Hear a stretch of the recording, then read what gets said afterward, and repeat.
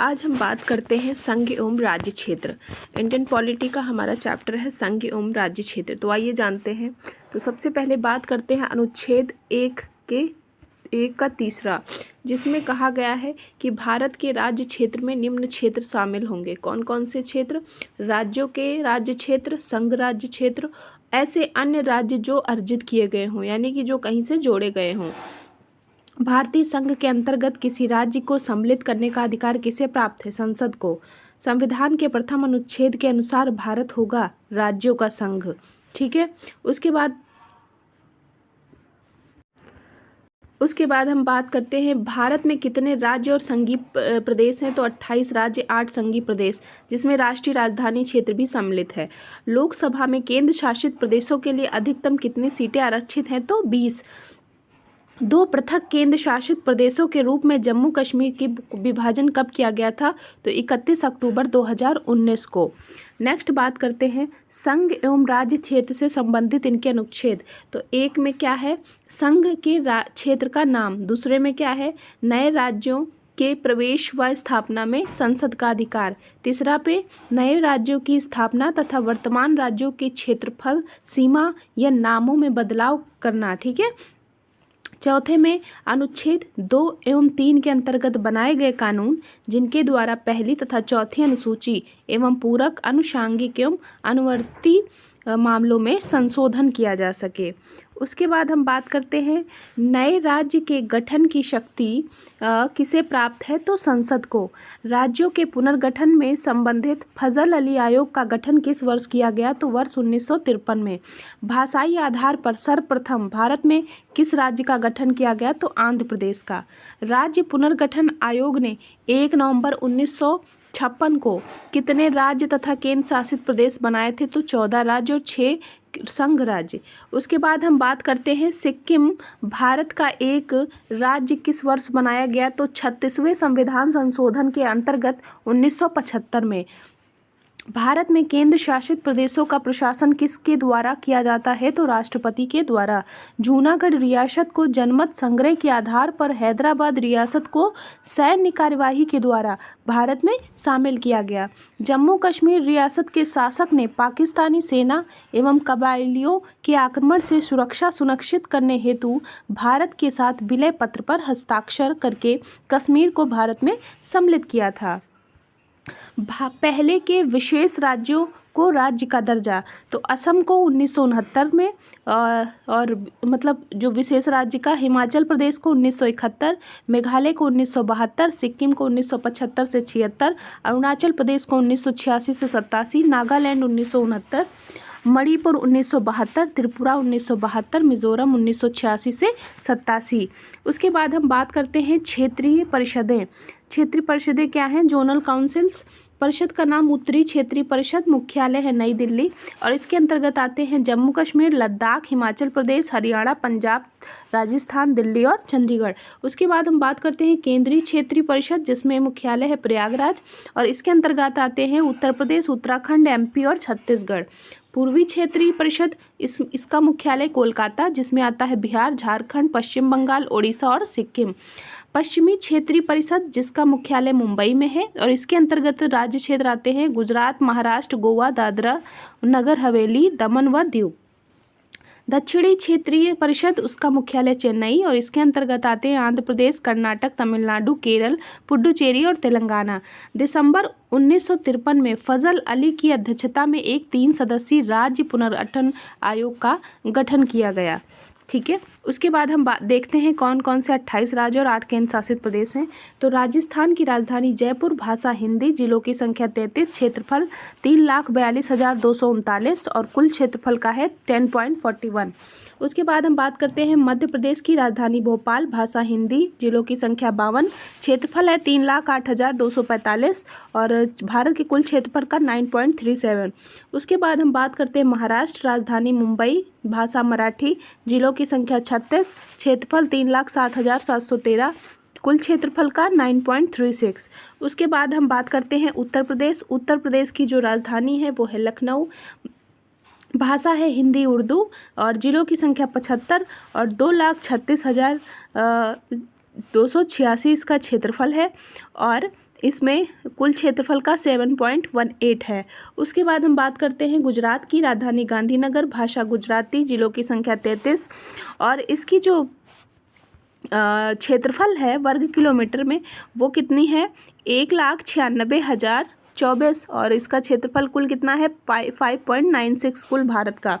उसके बाद हम बात करते हैं कर्नाटक की और राजधानी बेंगलुरु, भाषा कन्नड़, जिलों की संख्या 30 और इसका जो क्षेत्रफल है वर्ग किलोमीटर में, है ना, क्षेत्रफल वर्ग किलोमीटर में कितना है किसका, कर्नाटक का 1,91,791 और कुल क्षेत्रफल का है 5.83।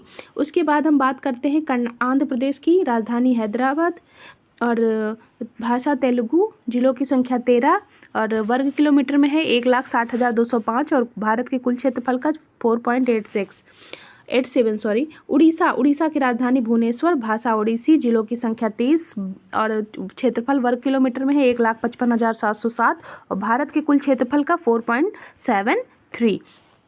छत्तीसगढ़ की राजधानी रायपुर, भाषा हिंदी, जिलों की संख्या 27 और वर्ग किलोमीटर कितना है क्षेत्रफल का 1,35,191 और कुल क्षेत्रफल का 4.11। तमिलनाडु की राजधानी चेन्नई, भाषा तमिल, जिलों की संख्या 37 और क्या बोलते हैं इसकी जो वर्ग किलोमीटर है वो है 1,30,058 और कुल क्षेत्रफल का 3.95। बिहार राज्य और राजधानी पटना, भाषा हिंदी, जिलों की संख्या 38 और क्षेत्रफल है 94,163 और भारत के कुल क्षेत्रफल का 2.86। उसके बाद हम बात करते हैं पश्चिम बंगाल, राजधानी कोलकाता, भाषा बांग्ला, जिलों की संख्या 23 और वर्ग किलोमीटर में कितने में है 88,752 और भारत के कुल क्षेत्रफल का 2.69। उसके बाद बात करते हैं अरुणाचल प्रदेश, राजधानी ईटानगर, भाषा अंग्रेजी, जिलों की संख्या 25 और वर्ग किलोमीटर कितने में है 83,743 और भारत के कुल का 2.54। उसके बाद हम बात करते हैं झारखंड की, तो झारखंड की राजधानी है रांची, भाषा है हिंदी, जिलों की संख्या 24 है, वर्ग किलोमीटर 79,714 और भारत के कुल क्षेत्रफल का 2.42। असम की बात करते हैं, राजधानी दिसपुर, भाषा असमिया, जिलों की संख्या 33, 78,438 वर्ग किलोमीटर और कुल क्षेत्रफल का 2.38। हिमाचल प्रदेश की राजधानी शिमला, धर्मशाला और भाषा हिंदी, जिलों की संख्या 12, 55,673 वर्ग किलोमीटर में फैला है और कुल भारत के कुल क्षेत्रफल का 1.69 है। उत्तराखंड, देहरादून, गैरसैंण और भाषा हिंदी और संस्कृत, जिलों की संख्या 13, 55,483 वर्ग किलोमीटर और कुल क्षेत्रफल का 1.62। पंजाब की बात करें, राजधानी चंडीगढ़, भाषा पंजाबी, जिलों की संख्या 22, 50,362 वर्ग किलोमीटर में है, 1.53 कुल क्षेत्रफल का है भारत के। हरियाणा की राजधानी चंडीगढ़, भाषा हिंदी और जिलों की संख्या 22 और वर्ग किलोमीटर कितने में है 44,212 और 1.34 कुल क्षेत्रफल भारत के कुल क्षेत्रफल का। ठीक है, बात करते हैं केरल की राजधानी तिरुवनंतपुरम, भाषा मलयालम, 14 जिले हैं, 38,863 वर्ग किलोमीटर में है और 1.18 इसका परसेंट है। ठीक है, उसके बाद हम बात करते हैं मेघालय की राजधानी शिलोंग है और भाषा गारो, जिलों की संख्या 11, 22,429 वर्ग किलोमीटर और भारत का कुल 0.68 है परसेंट। मणिपुर, इम्फाल, भाषा मणिपुरी, जिला 16, 22,327 वर्ग किलोमीटर में फैला है, कुल क्षेत्रफल का 0.67 है। मिजोरम की राजधानी आइजोल, भाषा मिजो, जिलों की संख्या 11, 21,081 और कुल क्षेत्रफल का 0.64। नागालैंड की राजधानी कोहिमा, भाषा अंग्रेजी, जिलों की संख्या 11 और 16,569 क्षेत्रफल है और कुल भारत का 50.50।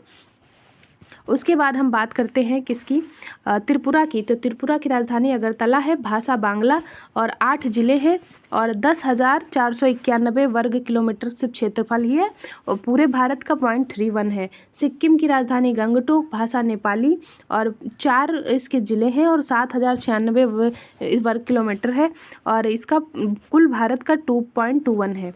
गोवा की राजधानी पणजी और भाषा कोंकणी, जिले 2 और 3,702 इसकी वर्ग क्षेत्रफल है और 0.11 पूरे भारत से है। तेलंगाना, हैदराबाद, तेलुगु और उर्दू भाषा है, जिले 33 है, 1,12,077 इसकी वर्ग किलोमीटर क्षेत्रफल में बसा है और भारत के कुल क्षेत्रफल का 3.40 है। उसके बाद हम बात करते हैं केंद्र शासित प्रदेश, जो कि अब यहाँ पे अंडमान निकोबार द्वीप, राजधानी पोर्ट ब्लेयर, जिलों की संख्या 3, वर्ग किलोमीटर 8,249। चंडीगढ़, जिलों की संख्या 1, 114 क्षेत्रफल। दादर नागर हवेली, दमन द्वीप, दमन, जिलों की संख्या 3 और क्षेत्रफल 603। दिल्ली, नई दिल्ली और जिलों की संख्या 11 और क्षेत्रफल 1483। लक्षद्वीप की कावरत्ती, जिलों की संख्या 1 और क्षेत्रफल 32। पुदुचेरी की पुदुचेरी राजधानी और जिलों की संख्या 4 और 492 क्षेत्रफल। जम्मू कश्मीर की श्रीनगर या जम्मू 22 जिले हैं और 55,538 इसका क्षेत्रफल है। लद्दाख की बात करें तो लद्दाख की राजधानी लेह है और इसमें 2 जिले हैं और 1,74,852 इसका वर्ग किलोमीटर है। ठीक है, और हम नेक्स्ट बात करेंगे नागरिकता की। तो नागरिकता में हम देख लेते हैं नागरिकता कैसे ली जाती है, किस किस लोगों को नागरिकता प्राप्त होती है। बात करेंगे नागरिकता की, तो नागरिकता प्राप्त करने के 5 प्रकार हैं। या तो जन्म होना चाहिए, या तो वंश से अधिकार, पंजीकरण से, देशीकरण से, भूमि के अर्जन द्वारा, या तो आपने भूमि खरीदी हो। उसके बाद हम बात करते हैं भारतीय संविधान किस प्रकार की नागरिकता प्रदान करता है। तो एकल। संयुक्त राज्य अमेरिका में दोहरी नागरिकता है, मतलब वहाँ अमेरिका की भी नागरिकता होगी और जहाँ आप रह रहे हो जिस स्थान पे उसकी भी नागरिकता होगी। जैसे आप मान लो आप भारत के भी आपकी नागरिकता हो और आप यूपी के रहने वाले, तो आपके पास यूपी की भी सिटीजनशिप हो। बट यूपी भारत में ऐसा नहीं है, भारत में सिंगल सिटीजनशिप है, यानी कि हम सिर्फ भारत के निवासी हैं। नागरिक संशोधन अधिनियम 2019 में किन देशों के हिंदू, बौद्ध, सिख, जैन, पारसी तथा ईसाई नागरिकों को भारत की नागरिकता प्रदान करने का प्रावधान है। तो पाकिस्तान, बांग्लादेश तथा अफगानिस्तान। उसके बाद हम बात करते हैं भारतीय नागरिक की नागरिकता किस आधार पर समाप्त हो जाती है। तो या तो खुद से त्याग कर दे, या कहीं चला जाए, या वंचना के आधार पर। भारत में किसे बाहर लगातार कितने वर्षों तक रहने पर भारतीय नागरिकता समाप्त कर दी जाएगी। तो 7 वर्ष तक। प्रवासी भारतीय दिवस कितने समयांतराल पर मनाया जाता है। तो प्रतिवर्ष 2 वर्षों पर। उसके बाद हम बात करते हैं नागरिकता से संबंधित अनुच्छेद। तो कौन कौन से हैं। 5वां अनुच्छेद है संविधान लागू होने के समय नागरिकता। पाकिस्तान से भारत को प्रवचन करने वाले व्यक्तियों को नागरिकता का अधिकार 7वें अनुच्छेद में है। पाकिस्तान से प्रव्रजित व्यक्तियों के नागरिकता अधिकार अनुच्छेद 8 में। भारतीय मूल के वैसे लोगों के नागरिकता अधिकार जो भारत के बाहर रह रहे हैं, यानी कि जो NRI होते हैं। उसके बाद हम बात करते हैं अनुच्छेद 9। जिस व्यक्ति ने स्वेच्छा से विदेशी नागरिकता प्राप्त कर ली है उसकी भारतीय नागरिकता समाप्त मान ली जाएगी। 10 में है अनुच्छेद 10 में नागरिकता संबंधी अधिकारों की निरंतरता। 11वां अनुच्छेद है संसद द्वारा कानून बनाकर नागरिकता अधिकारों का नियमन करना। उसके बाद है लक्ष्मी मल सिंघवी समिति किससे संबंधित है। तो लक्ष्मी मल सिंघवी समिति दोहरी नागरिकता से संबंधित है। किसी व्यक्ति द्वारा भारतीय बैंकों में धन जमा करके भारत की नागरिकता नहीं प्राप्त की जा सकती। उसके बाद हम बात करते हैं भारतीय संविधान में एकल नागरिकता का प्रावधान किस देश से लिया गया। तो ब्रिटेन से। भारतीय मूल के व्यक्ति का कार्ड धारक भारत में नहीं खरीद सकता क्या, कृषि भूमि।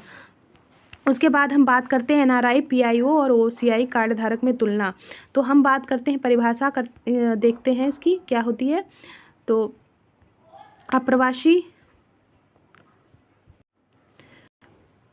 अप्रवासी भारतीय जो साधारणतः भारत के बाहर निवास करता है भारतीय पासपोर्ट धारक होता है। भारतीय मूल के व्यक्ति स्वयं या उसका कोई पूर्वज भारतीय नागरिक रहा हो या वर्तमान में अन्य देश की नागरिकता प्राप्त हो जिसका पासपोर्ट धारक है। और विदेशी भारतीय नागरिक एक व्यक्ति जो विदेशी भारतीय नागरिक कार्ड धारक हो तथा नागरिकता अधिनियम 1955 के अंतर्गत पंजीकृत हो। इसकी परिभाषा है।